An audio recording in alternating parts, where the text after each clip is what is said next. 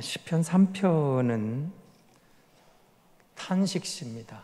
그 가운데서도 개인 탄식, 공동체 탄식이 아니고 개인이 절망 가운데 하나님 앞에 부르짖는다, 그런 것이거든요. 그러니까 찬양이나 감사나 그런 시가 아니고 정말 어려운 여건 속에서도 그 절망 가운데 하나님께 부르짖는 기도, 그거는 하나님이 도와주셔야 됩니다 라고 나아가는 그런 기도가 탄식시입니다. 그래서 하나님을 외쳐 불러야 되겠죠.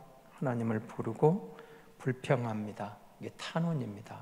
나를 외면하십니까? 돌아보지 않으십니까? 그래서 그걸 놓고 도와달라고 간구하는 거죠. 하나님 긍휼히 여겨달라고. 그러면서 여호와를 향한 신뢰의 곤을 하나님, 그래도 하나님밖에 없습니다. 그래서 찬양을 하고 내가 하나님께 하나님만 의지하고 섬기기로 다짐합니다. 이게 탄식시의 이제 전형적인 형식인데요. 오늘 1절을 한번 보시기 바랍니다. 여호와여 나의 대적이 어찌 그리 많은지요, 이렇게 시작을 합니다. 하나님을 향한 부름과 탄원이 이제 1절, 2절인데요. 여기 나와 있는 나의 대적이 어찌 그리 많은지요, 이 말입니다. 여러분, 오늘 시편 표제를 보시면 다윗이 압살롬에게 쫓길 때 지은 시, 이제 이렇게 돼 있거든요. 압살롬이 누구죠? 아들입니다. 아들이 반역을 해서 아버지에게 칼을 겨눌 때 쫓겨가면서, 여러분 얼마나 절망적인 순간입니까? 그때 하나님 앞에 탄식하는 노래, 반란에 대해서 그렇게 부르짖는 가운데 어찌하여 이렇게 나옵니까? 어찌 나의 대적이 많습니까? 이 말은 상황이 너무 심각한 상황인 것을 드러내는 거죠. 하나님, 이 상황을 보십시오. 그리고 대적이 많다는 겁니다. 아들만이 아니에요. 많아요. 1절, 2절에 보면 많다는 말이 지금 3번이나 반복되고 있거든요. 다시 말하면 내가 처해 있는 위험의 순간이, 지금 그 위험의 처지 강도가 너무 크다. 그래서 반복적으로 지금 하나님께 원수가 많습니다. 그러셨다는 거죠. 하나님이 빨리 이 사건 속으로 들어오셔서 좀 개입해 주십시오, 이렇게 외치는 겁니다. 그래서 하나님의 구원을 사모하는데 2절을 보십시오. 많은 사람들이 나를 대적하여 말하기를 그는 하나님께 구원을 받지 못한다, 이렇게 나옵니다. 무슨 말이죠? 원수들이 조롱하는 겁니다. 비웃은 겁니다. 너는 이제 끝났어. 아들마저 너에게 반기를 들었는데 네가 갈 곳이 어디가 있어? 하나님도 너를 도와주지 않을 거야. 이런 식으로 조롱하고 비웃는다는 거죠. 그래서 원수들이 많습니다. 조롱하는 무리가 많습니다. 그런데 하나님, 나는 홀로 된 것 같은, 돌대를 기댈 언덕도 없습니다. 의지할 곳도 없습니다. 그래서 많은 원수와 홀로 애롭게 있는 자신을 대조시키는 거죠. 그래서 하나님 앞에 탄식하며 나아가는 겁니다. 하나님을 부릅니다. 탄원합니다. 그리고 시편에 처음 등장하는 이제 셀라라는 단어가 등장을 하는데요. 이 셀라는 해석하기에 따라 여러 가지 말들이 나옵니다만은 시입니다. 심. 그리고 간주곡, 이렇게 해석을 하는데, 최근에 이제 학자들이 이 부분을 그냥 심표 정도, 음악을 하다 보면 심표가 있죠. 그래서 심으로 넘어가는 것. 오늘 이 시편을 봉독해 주신 권사님이 그 셀라를 안 읽었어요. 잘한 겁니다. 가르쳐 드리지도 않았는데, 여러분 음악하다가 심표가 나오면 좀 쉬고 이렇게 말하죠. 한숨 그냥 쉬고 다음 음으로 넘어가면 되는 거죠. 이게 심표 역할을 하고 있다는 거죠. 그래서 여러분, 소리내 읽지 않고 잠시 쉬고 다음으로 넘어가는 것은 지혜로운 시편 읽기라고 말할 수가 있을 겁니다. 그래서 여러분, 그렇게 하나님을 향하여 부르짖고 탄식 탄원하던 그가 3절에서 6절에 보면 이렇게 좀 상황이 달라집니다. 여호와여, 주는 나의 방패시요 나의 영광이시요 나의 머리를 드시는 자입니다. 그러면 하나님이 나의 방패입니다. 이렇게 나가죠. 그러면 여러분 지금 탄원하고 있잖아요. 하나님께 부르짖고 있습니다. 어찌하여 이런 상황으로 나를 몰고 가십니까? 어찌하여 하나님은 내면하십니까? 이러다가 하나님이 나의 방패라고 무슨 말이에요? 신뢰가 나와요. 신뢰. 하나님이 나의 방패입니다. 절망에 쌓여 있는 순간이지만 지금 문제가 끝난 게 아닙니다. 해결된 게 아닙니다. 벗어난 게 아니에요. 그런데 그 문제 가운데 하나님을 향하기 시작했다는 거죠. 그러자 그가 보지 못했던 것들이 보이기 시작하는 거예요. 여러분, 우리가 그 문제 안에 갇혀 있으면 안 보였는데 그럼에도 불구하고 하나님을 향하여 눈을 들었더니, 고개를 들었더니 하나님이 나를 둘러싸고 있는 방패인 것을 경험하는 거예요. 여호와가 나의 방패입니다. 그런데 이 방패가 앞만 또는 뒷만, 어떤 좌우만 한 면을 방어해 주는 방패가 아니고 사방으로 나를 둘러싸고 있는 여호와의 방패를 경험하는 거예요. 느끼게 되는 겁니다. 하나님이 앞을 막아줍니다. 하나님 나의 뒤를 막아줍니다. 하나님 내 좌우를 막아줍니다. 그럼 이 속에 무슨 일이 있는 겁니까? 앞에 있는 어떤 문제가 있어도 지금 이 문제도 하나님이 나를 방어해 주심으로, 지켜주심으로 문제가 없다는 거죠. 하나님에 대한 신뢰가 나오는 겁니다. 하나님이 나를 사면을 둘러싸고 있습니다. 하나님이 구원하십니다. 하나님이 나를 보호해 주십니다. 근데 이 방패로서 사면을 지켜주시는 하나님을 향하여 완전한 보호를 신뢰하게 되는 거죠. 그래서 그 영광을, 자, 그 다음에 나오는 말이 뭐예요? 나의 영광이시여 나의 머리를 드시는 자입니다. 이렇게 나옵니다. 그러니까 이 말 속에는 그렇게 말하는 거죠. 하나님께서 자신에게 영광을 회복시켜 줄 것을, 내 명예를 회복시켜 주시는 분인 것을 고백하는 거예요. 하나님이 좌우 앞뒤를 막는 방패가 되어 주십니다. 문제는 여전히 있지만 내가 주를 향해 고개를 들었더니 하나님이 내 영광을 회복하시고 내 명예를 회복시킬 것을 확신하면서 바라보는 거죠. 미래를 지금 가져오는 겁니다. 그리고 4절에 내가 나의 목소리로 여호와께 부르짖습니다. 하나님을 향해 부르짖습니다. 하나님이 나의 방패이십니다. 하나님 내가 신뢰합니다. 이렇게 나아갔는데 이제 부르짖는 거예요. 부르짖는다 이 말이 문법적으로 미활용으로 되어 있거든요. 이 말 속에는 반복된 행동이라는 것이죠. 여러분, 기도를 언제까지 해야 됩니까? 내가 오늘 아침에 새벽 기도에 기도했으니까 됐다 하고 그 문제에서 해방되는 게 아니라 기도는 계속돼야 되죠. 언제까지요? 하나님이 응답하실 때까지, 하나님의 뜻이 결판날 때까지 계속해서 기도하는 거예요. 기도의 반복성. 하나님, 내가 하나님 앞에 이 기도하는 것은 여기서 부르짖는 것은 계속해서 부르짖을 겁니다. 그리고 5절에 보십시오. 내가 누워 자고 깨었으니 여호와께서 나를 붙드심이로다. 하나님이 나를 보호해 주시는데 이것도 지속적으로 등장하는 거죠. 하나님이 보호해 주는 것도 일회성으로 그치지 않더라는 거예요. 지속된다는 거죠. 내가 누워 자고 일어났습니다. 어쩌면 이 장면은 성전에서 밤을 새워 기도하다 아침에 일어나 나오는 기도자의 모습. 여러분 가운데 그런 분들이 있죠.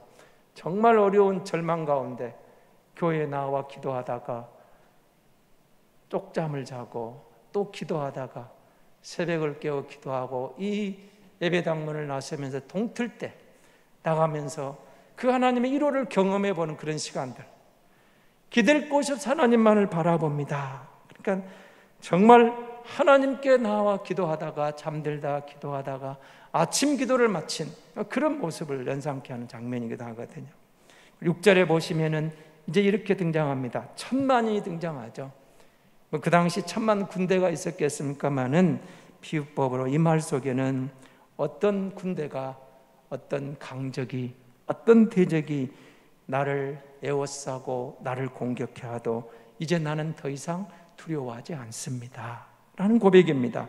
그러니까 다윗은 하나님에 대한 믿음으로 두려움을 몰아내고 있는 거죠. 그러면서 주님이 나의 방패가 되심으로 그가 안에서 내가 안전을 누리고 있습니다. 그렇게 말하는 겁니다. 오늘 저와 여러분이 믿음의 사람이라고 할 때 여러분, 믿음이란 이런 거라고 말해주는 거죠. 믿음은 두려움을 몰아내고 안전감을 누리는 게 믿음이라는 겁니다. 어떤 상황에서도. 그리고 7절에서 간구합니다. 이 간구는 응답을 확신하는 간구예요. 여호와여 일어나소서, 나의 하나님의 나를 구원하소서. 주께서 나의 모든 원수의 뺨을 치시며 악인의 일을 꺾으셨나이다. 하나님 일어나십시오. 하나님 보좌 일어나셔서 제발 지금 내 문제에 이제 개입해 주십시오. 언제까지 그냥 방치하시렵니까? 어찌하여 나를 내면하시렵니까? 하나님 지금 일어나셔서 이 사건에, 이 문제에 개입해 주셔야 됩니다. 요청하는 긴박한 기도죠. 여러분이 기도하다 그런 순간 있지 않습니까?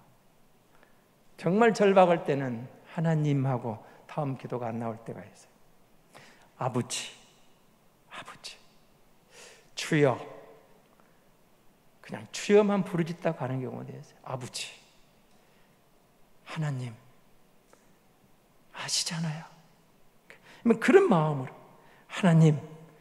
그런데 정말 이런 외침, 긴박할 때, 부르짖을 때 하나님 일어나십시오. 하나님 어디 앉아 계시는 분인가요? 근데 너무 절박해. 지금 빨리 좀 도와달라는 거예요. 하나님 아시잖아요. 그렇게 기도하는 거예요. 그러면서 이렇게 외칩니다. 원수의 뺨을 치시고 악인의 이를 꺾이실 분, 지금 나에게 모욕을 주고 수치를 주는 저들에 비해서, 저들이 너는 하나님께 구원을 받지 못한다고 조롱하는 저들을 향하여 하나님께서 저들을 반드시 무찌르고 저들이 부끄럽게 하시는, 그래서 저들을 무력하게 만드시는 그 순간이 올 것을 바라보는 거죠. 그래서 하나님이 치십니다. 저들의 뺨을 치십니다. 악인들의 일을 깎으십니다. 이것도 엑셀은 완료형으로 되어 있거든요. 근데 이 말은 지금 원수의 뺨을 치시고 악인의 일을 꺾으셨다, 이 말은 확신에 있다는 거예요. 아직 지금 문제 가운데 있어요. 그런데 미래에 될 것을 확실히 이루어 줄 것을, 응답해 줄 것을 표현하는 거예요. 믿음으로 고백하는 거예요. 지금 여전히 쫓기는 순세지만, 문제가 해결되지 않았지만, 이 내 기도를 들으시고 나를 구원하실 주님을 바라보면서 내 기도를 응답하실 주님에 대한 확신을 가지고 감사하는 거죠. 그리고 8절입니다. 8절에 우리 다 같이 읽겠습니다. 구원은 여호와께 있사오니 주의 복을 주의 백성에게 내리소서. 구원은 여호와께 있습니다. 찬양하는 거죠. 하나님을 찬양하는 거예요. 구원이 하나님께 있기 때문에 찬양함이 마땅하죠. 2절하고 여러분 한번 비교해 보십시오. 그는 하나님께 구원을 얻지 못한다. 대적들이 그렇게 조롱합니다. 비웃습니다. 그런데 이걸 반박하는 거예요. 아니야, 하나님은 나를 구원하신다. 구원은 하나님께 있다. 근데 그 다음 말이 무슨 말이에요? 주의 복을 주의 백성에게 내리소서. 이거는 지금 다윗의 개인 탄식시잖아요. 그런데 그렇게 기도하는 가운데 뭘 회복하는 거예요? 내 문제를 뛰어넘어서 백성들에게 향하여, 그런 거죠. 주의 복을 주의 백성에게 내리소서. 백성들을 축복하는 거예요. 눈을 떠서 보니까 단순히 내 문제만을 아니고 그것만 기도하는, 거기에 그치지 아니하고 왕의 권위를 되찾아서 백성들에게 돌아가서 그렇게 행사할 그때 하나님 이 백성이 복을 주옵소서, 또 미래를 내 것을 끄집어오는 거죠. 여러분, 우리가 기도하면서 하나님이 내 기도를 응답하실 것을 믿음으로 보는 겁니다. 여러분은 시편 3편을 보시면서 맥추감사절 설교를 다뤄 준비하다가 계속 이어갔습니다. 이유는 이 말씀이 한 전반기를 돌아보고 후반기를 새롭게 열어가면서 연결시키기에도 전혀 그렇게 연결시켜도 무방하겠다라는 생각이 들었기 때문에 그렇습니다. 다윗이 여러분 분신과 같은 아들에게 배신을 당하고 쫓기는 절박한 가운데 대적들로부터 수치를 느낍니다. 조롱을 당합니다. 그런데 그 수많은 대적들을 돌아보면서 절망하는 가운데 그 순간에 그가 하나님을 향합니다. 그의 눈이 여호와를 향할 때 희망이 보이기 시작했던 것이죠. 다윗이 이렇게 절망의 순간에 문제 자체보다는 문제를 해결할 대신은 하나님을 바라볼 때 희망을 봤던 것처럼 어쩌면 지난 전반기를 돌아보면서 오늘 우리의 현실은 여전히 절망일 수도 있습니다.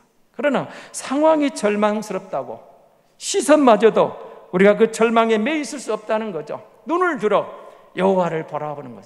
나의 도움이 어디서 올꼬? 나의 도움이 천지를 지으신 여호와에게서로다. 시편 121편에 고백하고 바로 그런 말 아닐까요? 나의 도움이 어디서 올꼬? 모두가 나를 외면해도 하나님이 함께 하신다는 거죠. 그러면서 여러분, 저는 오늘 이 말씀을 가지고 이렇게 생각을 해봤습니다. 다윗이 누구에게 반역을 당하고 있다고요? 가장 신뢰할 만한 아들입니다. 차기 왕권을 이어갈 만한 유력한 용의상에 놓인 다음 유력한 대권을 이어받을 그런 후임을 할 수 있는 사람이 반기를 들었습니다. 절망이죠. 그런데 여러분, 우리 가족이라는 개념 어떤 가족일까요? 모두가 나를 내면해도 가족이 나의 힘이 되고 가족이 나를 믿어주는 신뢰의 현장이 되어야 되지 않을까요? 자식에게 인정받지 못한 다윗을 보면서 얼마나 마음이 아픕니까? 그래서 여러분, 저는 히브리서 11장 20절에서 22절 말씀을 한번 같이 보겠습니다. 여러분, 이 말씀은 여러분이 잘 아는 믿음장 히브리서 11장 20절입니다. 같이 보겠습니다. 22절까지. 믿음으로 이삭은 장차 있을 일에 대하여 야곱과 에삭에게 축복하였으며 믿음으로 야곱은 죽을 때 요셉의 각아들에게 축복하고 그 지팡이 머리에 의지하여 경배하였으며 믿음으로 요셉은 임종시에 이스라엘 자손들이 떠날 것을 말하고 또 자기 뼈를 위하여 명하였으며 이렇게 되어 있습니다. 무슨 말일까요? 여러분, 가정을 한번 돌아보십시오. 여러분 가정은 평안하십니까? 그런데 오늘 히브리서 11장 믿음의 용사들을 소개하다가 갑자기 족장들이 등장합니다. 아브라함이 이삭을 축복합니다. 이삭이 야곱을 축복합니다. 야곱이 요셉의 아들들을 축복합니다. 야곱이 자기 12아들을 축복합니다. 무슨 말이에요? 아버지가 아들을 축복하는 가정을 상상해 보십시오. 부모가 자식을 축복하는 가정을 상상해 보십시오. 엄마가 아들을, 자식을 안고 가슴에서 축복하는 장. 부모에게 자식을 축복할 수 있는 축복권을 주셨는데 아버지가 자식에게, 부모가 자식에게, 엄마가 아들에게 축복하는데, 여러분, 내가 내 손으로 내 아들, 딸을 축복해 놓고 그 아들들을 향하여 그 아들들을 분노하게, 자식들을 분노하게 만들겠습니까? 축복하고 나면서 보이는 게 있어요. 하나님이 주신 내 아들, 딸을 보는 거죠. 그리고 여러분, 축복이란 말은 뭐예요? 복이 내가 주는 게 아니에요. 그 사람을 복을 빌어 주는 거예요. 하나님이 너에게 복을 주실 거야. 나는 너를 축복하노라. 예수 그리스도의 이름은 너를 축복한다. 가정에서 네가 비록 작게 보여도, 연약해 보여도, 네가 지금은 초라해 보여도 아니다. 하나님은 너를 내게 선물을 주셨고 나는 너를 축복하는데 너의 미래는 반드시 하나님의 복을 받게 될 거야. 자식이 여러분 약하게 보이죠? 지금은 여러분 초라해 보이죠? 지금 여러분은 우리가 현재의 모습 답답할 수도 있어요. 그러나 기억하셔야 됩니다. 우리에게 이 아들, 딸을 맡기신 하나님의 이유가 있어요. 그를 분노하게 만들지 말라는 겁니다. 그 아들, 딸을 축복해 주라 그 말입니다. 하나님이 너희에게 맡겼는데 내가 그들에게 복을 주노라. 그들의 현재를 보지 말고 미래를 보라는 거예요. 저는 확신하건대 여러분, 문재인 대통령 어렸을 때 부모가 이 아이가 대통령이 될 거라고 생각 안 했다고 생각했을까요? 미래의 대통령을 엄마 아빠는 봤을까요? 항상 어린아이처럼 보였을 거예요. 근데 한나라의 대통령이 되잖아요. 우리 아들, 딸이 우리 눈에 약하게 보일 수 있어요. 그걸 분노하게 하면 안 돼요. 압살롬이 뭔가 분노한 게 있었겠죠. 그러니까 아버지의 칼을 대는 거예요. 근데 엄마가, 아빠가 그 아이를 축복해서 믿음으로 자라게 할 때 희망을 키우고 함께 간다면, 축복해 줄 때 미래를 향하여 너는 나보다 더 나은 왕이 될 거야, 나보다 더 나은 미래가 내게 열려질 거야, 내게는 그런 하나님의 놀라운 복이 임할 거야, 축복했을 때 그 가정에 이런 다툼이 있었겠습니까?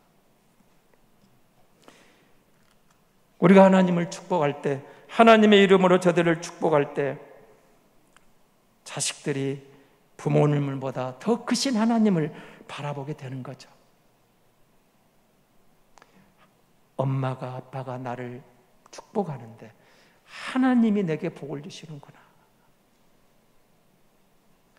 우리 엄마 아빠를 이렇게 믿음직한 믿음의 사람으로, 부모로 자라게 하셔서 나를 길러내신 하나님이 내게 복을 주시고 저 부모가 내게 축복하는 대로 더 크게 나를 쓰시겠구나, 기대감이 나오는 거예요. 유명한 세계적인 경영 컨설턴트인 짐 콜린스라는 분이 이런 말을 했습니다. 성공이란 무엇이냐? 성공이란 세월이 흐를수록 가족과 가까운 사람들이 점점 더 나를 좋아하게 되는 것이다. 다윗이 왕입니다. 성공했습니까? 실패했습니까? 성공한 사람입니다. 그런데 그 다윗의 칼을 겨눈 사람이 그의 아들입니다. 적어도 그런 부분에서 이 성공은 부럽지 않습니다. 짐 콜린스가 말하고 있는 성공이란, 다시 잘 들어보십시오. 세월이 흐를수록 가족과 가까운 사람들이 점점 더 나를 좋아하게 되는 것이다. 사업에 성공한 사람이라 할지라도 행복하지 않은 경우를 얼마나 많이 봅니까? 세상에 남들이 부러워하는 모든 것 갖춘 것 같은데 그 가정이 아픔 있는 가정이 얼마나 많습니까? 설령 사업에 성공했을지라도 가까운 사람들을 포함하여 모두들 자신을 싫어하고 주변에 아무 사람 남지 않는다면 그것이 진정한 성공이라 할 수 있겠습니까? 아내가 힘든데도 남편이 행복하다면 그 행복은 가짜인 겁니다. 가까운 내 이웃이 불행하다면 오늘 나의 행복은 가짜일 수가 있는 겁니다. 우리는 인간이란 그런 관계 속에 존재하는 관계의 종족이 존재인 것처럼 행복도 관계 속에서, 가족 안에서, 부모와 자식, 부부 간에 너의 행복이 나의 행복, 너의 아픔이 나의 아픔, 공존을 같이 느끼는 거예요. 그 그리스도의 사랑이죠. 이웃을 보면서도 이웃을 내면하고 나만 좋으면 대가 아니죠. 이웃과 더불어. 그런 의미에서 보면 그가 말하는 성공은 우리에게 정말 의미 있게 다가오는 겁니다. 2021년 전반기를 보내면서 어떤 마음이 생깁니까?